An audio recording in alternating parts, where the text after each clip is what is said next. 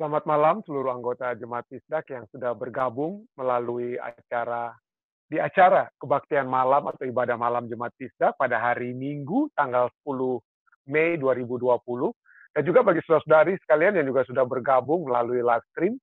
Dan kita seperti biasa akan mempelajari pelajaran sekolah sahabat kita, dan jika ada tambahan atau pertanyaan, bagi Anda yang di Zoom bisa angkat tangan, bagi Anda yang ada di mengikuti acara ini melalui live stream, silakan menulis di kolom komen ya. Nanti kita akan coba untuk menjawabnya.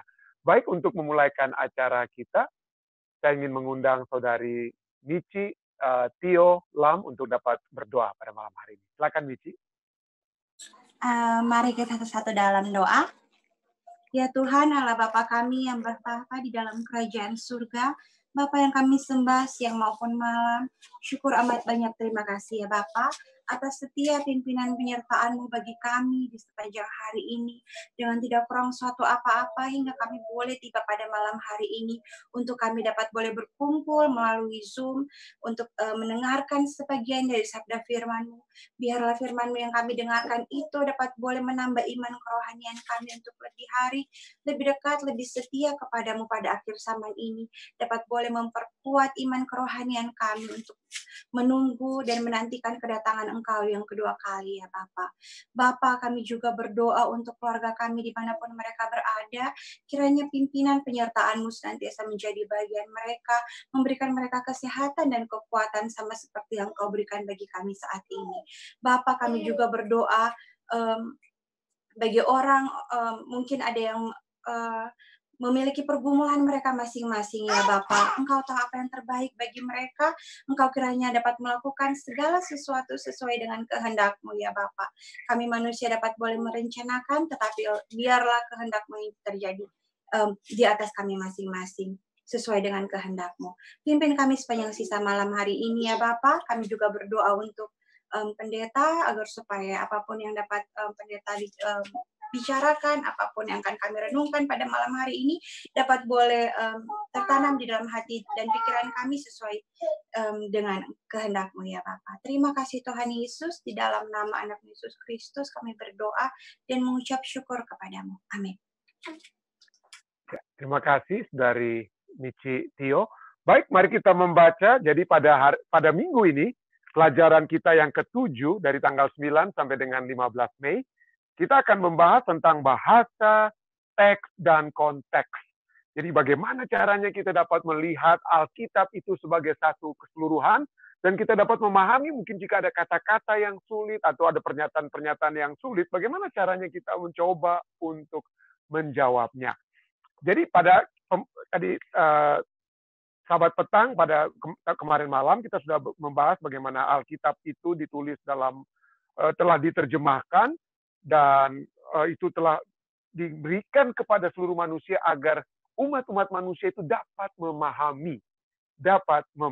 Dan kalau kita ingin mengetahui bagaimana itu pemahaman itu perlu juga, maka kita akan mempelajari pada saat ini.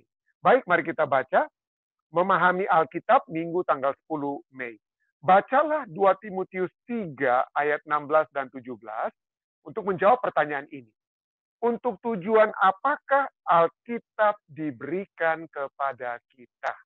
Jadi kenapa Alkitab ini diberikan kepada kita? Apakah untuk kita perdebatkan? Apakah untuk kita mencari hal-hal yang aneh-aneh? Mungkin bagaimana? Apakah tujuannya? Baik, mari kita baca dalam 2 Timotius 3 ayatnya yang ke-16 dan 17.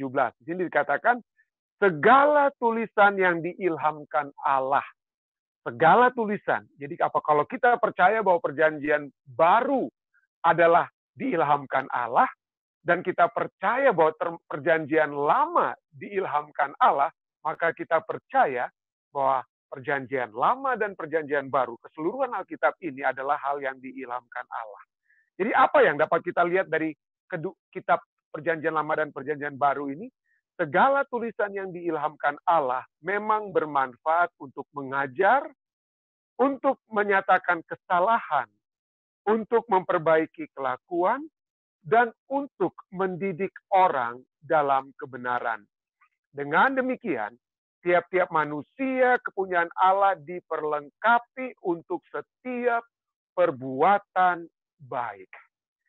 Kalau kita membaca firman Tuhan, dan hasil yang terjadi itu bukanlah satu perbuatan yang baik, maka firman Allah tersebut telah menjadi satu hal yang sesungguhnya kita kita tolak, bukan sesuatu yang kita terima. Jadi tujuan firman Tuhan itu diberikan agar kita dibentuk sebagai manusia yang utuh untuk melakukan perbuatan-perbuatan baik. Baik, Alkitab ditulis sebagai saksi bagi pekerjaan Allah dalam sejarah. Rencananya untuk menebus manusia yang jatuh dan mengajar kita dalam semua kebenaran.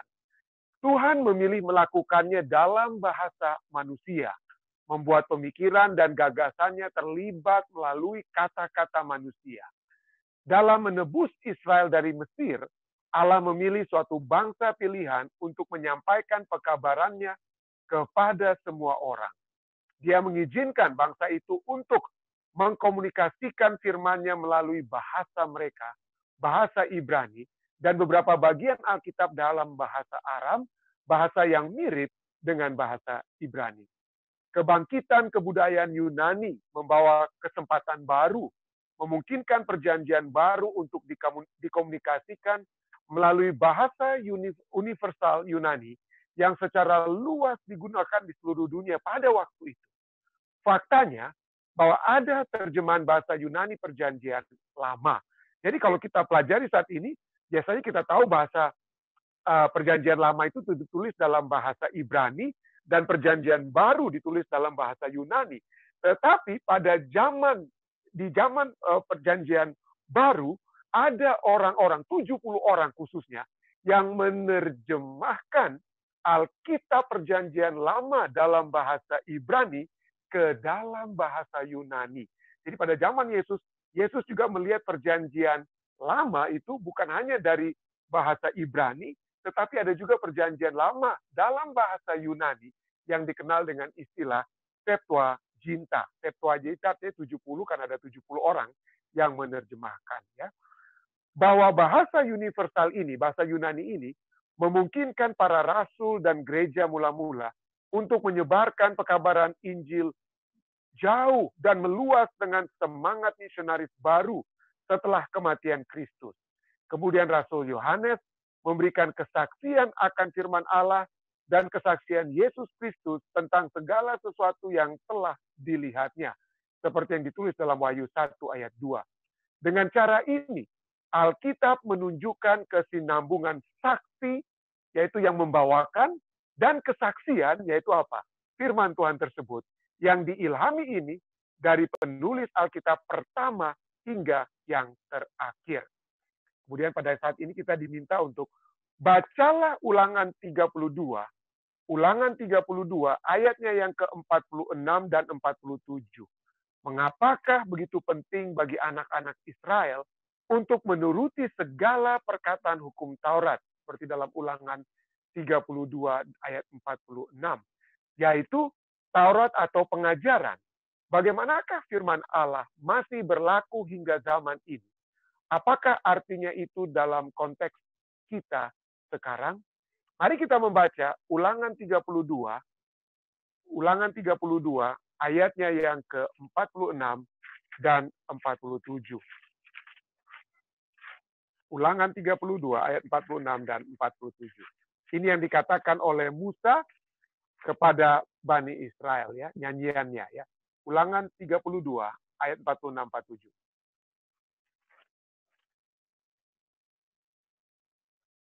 Di sini dikatakan, berkatalah ia kepada mereka, perhatikanlah segala perkataan yang kuperingatkan kepadamu pada hari ini, supaya kamu memerintahkannya kepada anak-anakmu untuk melakukan dengan setia segala perkataan hukum Taurat ini.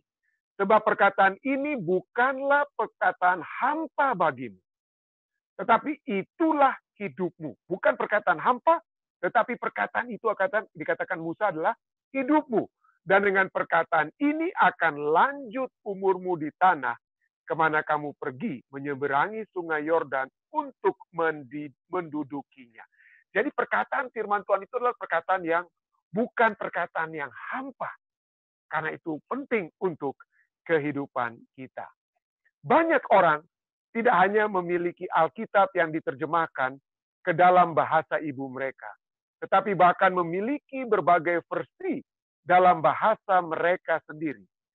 Yang lain kalaupun ada, mungkin hanya memiliki satu versi. Tetapi terlepas daripada apa yang Anda miliki, pokok utamanya adalah menghargainya sebagai firman Tuhan, dan yang paling penting, mematuhi apa yang diajarkannya. Mengapakah Alkitab itu, firman Tuhan itu tidak pernah menjadi hal yang sia-sia, menjadi hal yang hampa? Kenapa itu tidak menjadi hal yang hampa?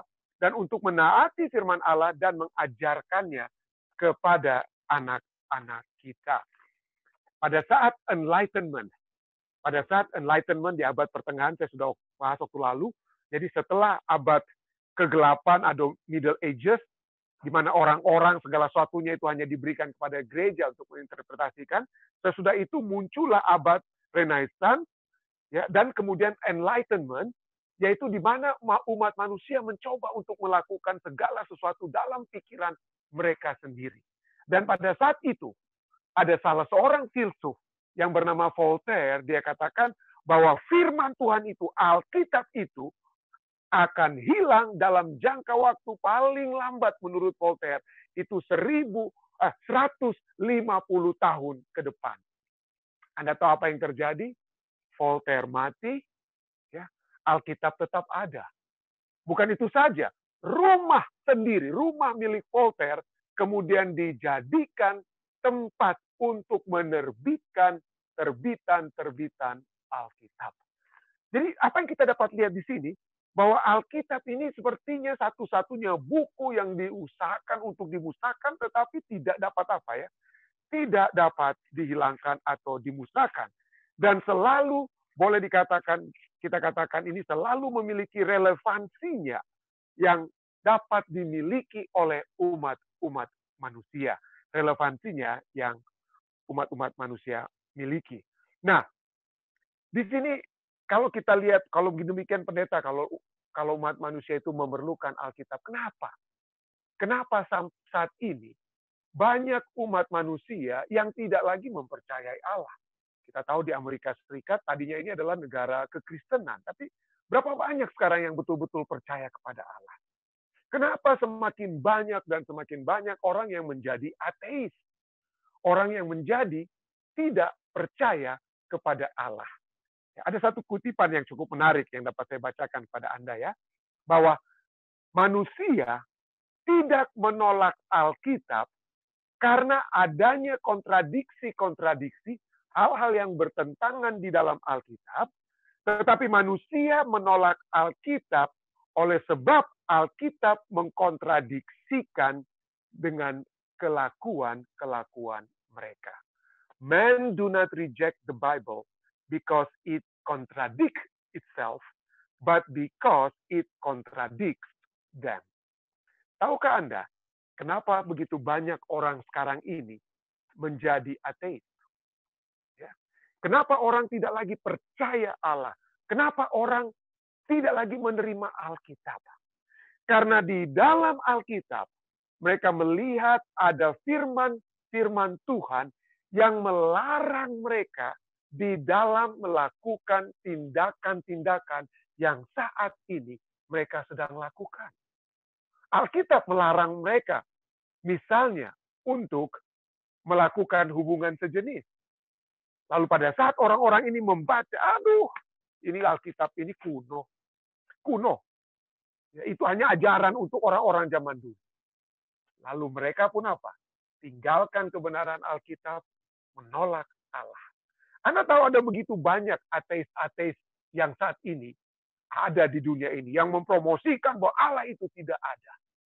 Tapi tahukah Anda bahwa kebanyakan di antara mereka itu dilahirkan dari keluarga-keluarga Kristen?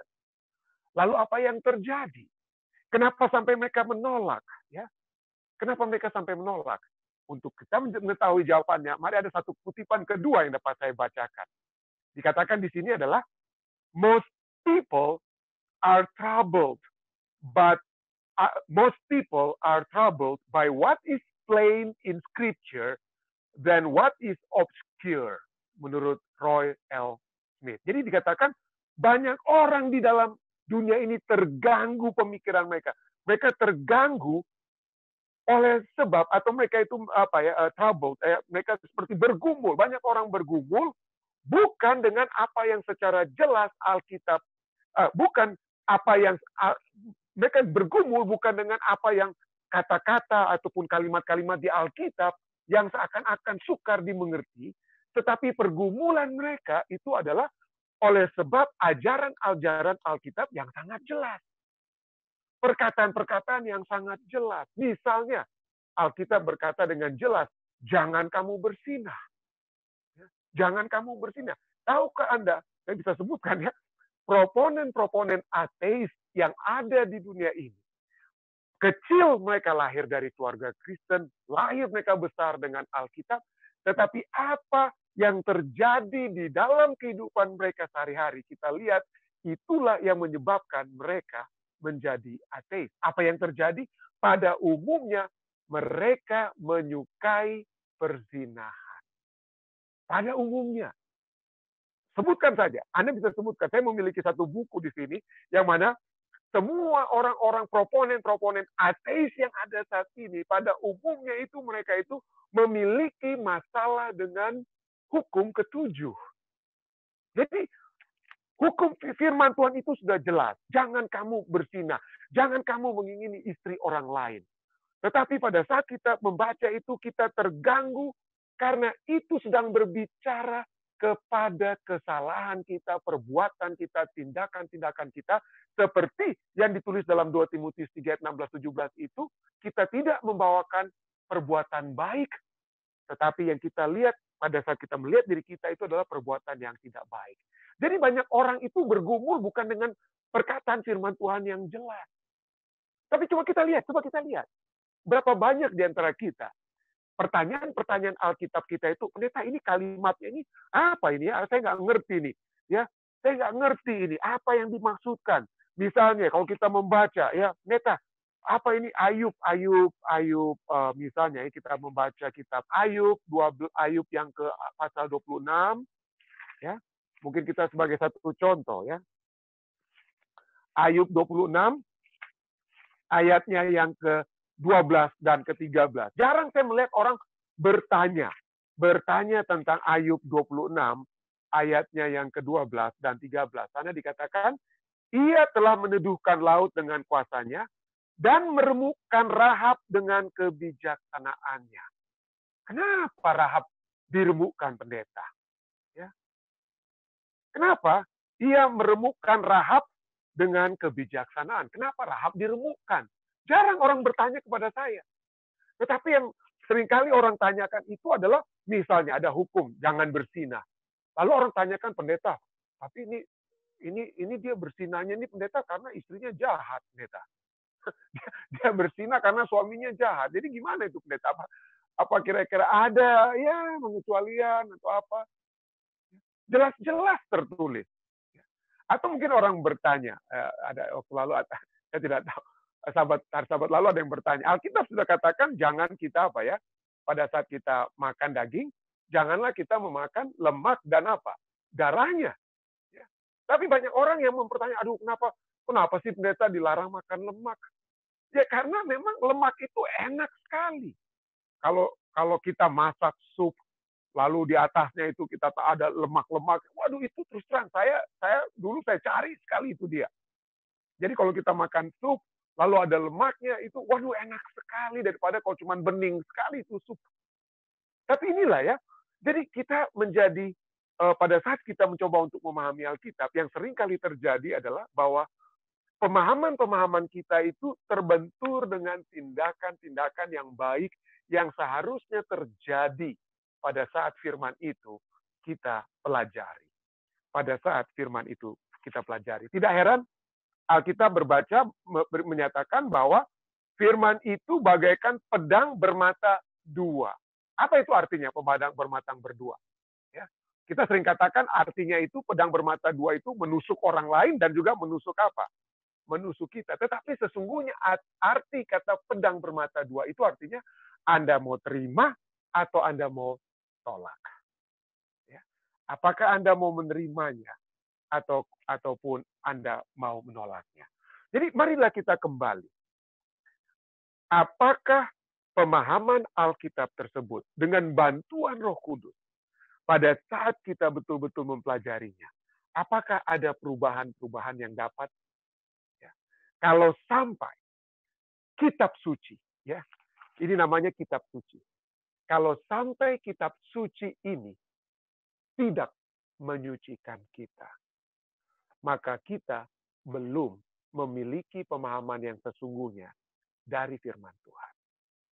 Tetapi kalau kitab suci ini memberikan satu perubahan yang lebih baik kepada kita dari hari ke hari, membawa kita lebih dekat kepada pemahaman tentang kehendak Tuhan dalam kehidupan kita, membuang segala kesombongan-kesombongan kita, membuang sifat-sifat sensitif yang kita miliki, membuang sifat-sifat yang masih disebutkan oleh Rasul Paulus manusia lama. Maka kitab suci ini dapat kita katakan memiliki relevansinya bagi diri saya pertama-tama. Bagi diri saya. Itulah sebabnya kita akan mempelajari firman Tuhan ini. Dan melihat bagaimana pemahaman itu bukan untuk orang lain, tetapi bagaimana pemahaman itu dapat saya implementasikan pertama-tama kepada diri saya. Baik, ada mungkin pertanyaan-pertanyaan ataupun tambahan-tambahan, silakan. Pertanyaan atau tambahan, silakan. Kalau ada. Ada deh mungkin melalui live stream di komen. So far belum ada. Bagaimana, ada yang mau tambahkan dari melalui Jemaat Islam? Silakan, Bapak Tompeng. Enggak, pendeta sudah jelas. Cuma yang saya bingung sekarang ini ada kita mau pertanyaan di luar daripada pembicaraan kita. Apa bedanya akhir zaman dengan zaman akhir? Ya. Jadi akhir daripada zaman, ya oke. Mari kita satu dulu ya. Zaman akhir itu adalah periode ya. Jadi zamannya itu ada zaman pertengahan, zaman awal, ya, zaman awal, zaman pertengahan, lalu zaman apa? Zaman akhir. Ya, jadi zaman akhir itu menunjukkan periode di mana sesudah zaman akhir ini kita tentunya tahu bahwa itu adalah periode menjelang kedatangan Yesus. Jadi kalau kita mau katakan zaman akhir ini adalah satu zaman yang kita lihat menurut nubuatan gereja kita itu dari tahun 1844 sampai kedatangan Yesus yang kedua kali. Ya, itu adalah zaman akhir itu merujuk kepada waktu di mana investigative judgment itu kita mulai kita sudah bisa lihat. Itulah zaman akhir. Nah, akhir zaman adalah di zaman akhir ini kita sudah berada dalam titik terakhir menjelang kedatangan Yesus tersebut. Ya, dengan kata lain sudah begitu banyak hal-hal yang sudah terjadi pada zaman akhir ini, ya, pada zaman akhir. Jadi akhir daripada zaman kita sudah berada dalam satu titik terakhir di zaman akhir tersebut. Jadi dengan kata lain bahwa akhir zaman adalah bagian terakhir dari zaman akhir. Mungkin itu yang saya boleh tambahkan. Ya. Silakan. Boleh kira-kira Bapak Tombeng?